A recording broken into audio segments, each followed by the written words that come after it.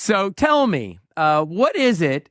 And I remember on our last get together, you talked about studying theology. Am I right or wrong? Am I making that up? Yes. Did we get into that? Yes. Just a little, just a little. And then you talked about praying out loud and your daughter kind of giving you the message. How does this relate in any way to your life or business? Uh, it's a very controversial. It's not. No, it's not actually controversial. Particularly in the US. In fact, you discover religion. All religions are acceptable unless it's Christianity. Everyone loves every other faith except Christianity. And I've always. That's why I've liked Christianity. It's the only religion that doesn't need laws to protect it from hate speech. Yeah, because I've always said, why would you believe in a God that needs man to legislate to protect it? It's kind of ridiculous.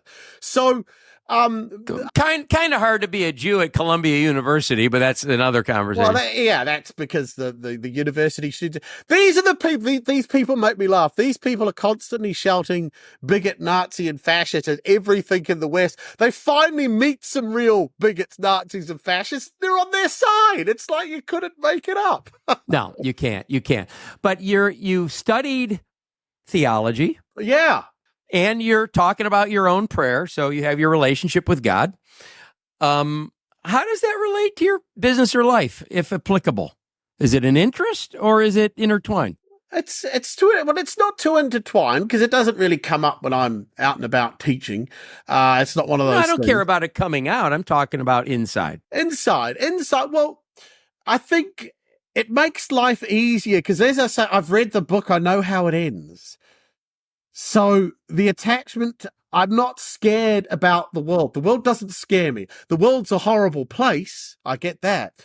And it's very unpleasant at times, but it doesn't scare me because deep down I sort of have a feeling that no matter what happens, everything, even though it seems utterly chaotic, there is some control to what's going on.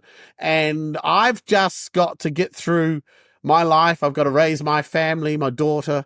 Well, I've got to have my network of friends and, interact with them and do what I do and help people. I love what I do here because I get to help people in a tangible way. So the faith has just helped me to keep level-headed, and it's very easy. I've got a friend who's not remotely religious, but he's just gone through a really tough time, and he suddenly started thinking about God for the first time. And I said, isn't it funny? I said, when everything's going well, when everything's good in life, it's very easy to ignore there being something hard. But the moment, like I said, there's no atheists in foxholes. Right. Right? And life is like that. When life gets really tough, suddenly people have no faith, suddenly cry out to this thing they don't believe exists. So it's interesting that it's always there. And so I've just been able to, chat with him on things and stuff like that. But no, for me, my faith has just enabled me to maintain the energy to keep pushing forward, because no matter what happens, she'll be right, I guess. It just boils down to that. And if there's tough times, you'll get through them. We have seasons. Every year we have winter, autumn, spring, and summer. And not Florida, but I get it. Yeah, in the depths of winter, it doesn't feel like it's ever going to end. It will end. All suffering ends. All challenges end. And how you deal with it and how you come out the other side is what builds character, is what creates us who we are. And again, I suffer very tinily compared to many, many people on this, but I don't want to minimize real suffering. But all of us suffer in our own way, and we can't deny that someone else's suffering is just as bad for them as it would be for someone else. So it's important. So yeah, it just helped me focus, I guess, keep my eye on the prize, keep level-headed, try to keep me humble. That's hard. So I'm asking specifically because you've had a degree of success. So do you keep inviting God in, and you want a relationship with him and you want him in your life? Or did you find that you drifted a little because you weren't in the foxhole of I'm 45 grand in debt, etc.? When's this shit going to come together? No, I haven't drifted because as I said, I'm very conscious that in the good times, it's very easy for people to forget. It's like when you go to the doctor. Doctors are only any use when you're sick.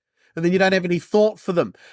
Prospects are the same. I say customers are the same. Once you fix their problem for them, even if you maybe have an ongoing relationship, they forget what you did for them. So it's very easy for them there's no loyalty because, well, you fixed my problem and I got another one and I found someone else that's able to fix it too and da-da-da. So, no, I think you have to stick with it in the good and the bad. And, he's with you everywhere you go.